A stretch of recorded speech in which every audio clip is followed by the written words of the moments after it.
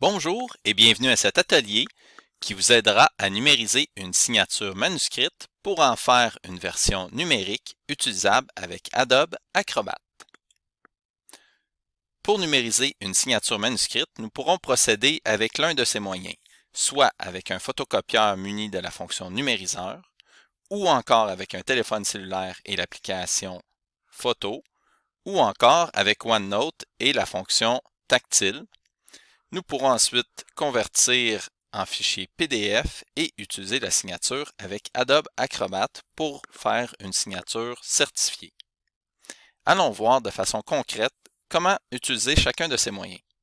Tout d'abord, si vous avez accès dans votre établissement à un photocopieur muni de la fonction numériseur, il serait possible de numériser une simple feuille comportant votre signature manuscrite pour l'exporter en fichier PDF ou en fichier image qui vous serait transmis soit par courriel ou enregistré sur une clé USB.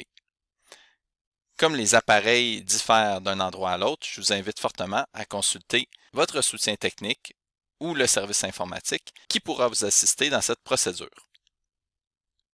Sinon, vous pouvez également utiliser un appareil cellulaire et l'application Photo pour prendre une photo d'une feuille sur laquelle vous auriez inscrit votre signature manuscrite.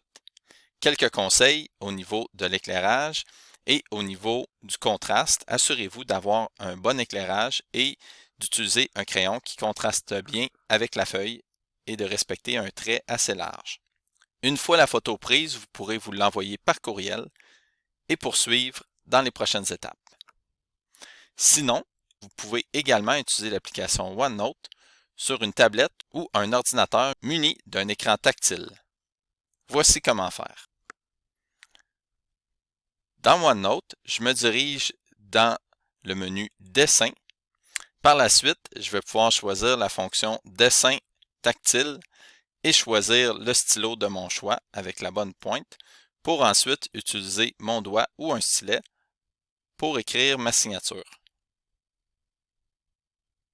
Ensuite de ça, on va pouvoir passer à l'étape suivante qui va me permettre de convertir mon fichier image en PDF. Donc, je me retrouve dans Word et si préalablement, je me suis envoyé par courriel ou j'ai enregistré sur clé USB un fichier image de ma signature, voici comment je vais faire. Je vais choisir une disposition en mode paysage puisque la signature va être plus large que haute. Et je vais ensuite de ça utiliser mon image de signature dans mon document Word ou encore, si j'ai utilisé OneNote, je vais pouvoir prendre tout simplement ma signature, la copier-coller dans mon document Word. Bon, ici, c'est bien important d'avoir une seule signature sur mon document, donc je vais supprimer celle-ci pour pouvoir poursuivre la démonstration. Je vais exporter mon fichier en format PDF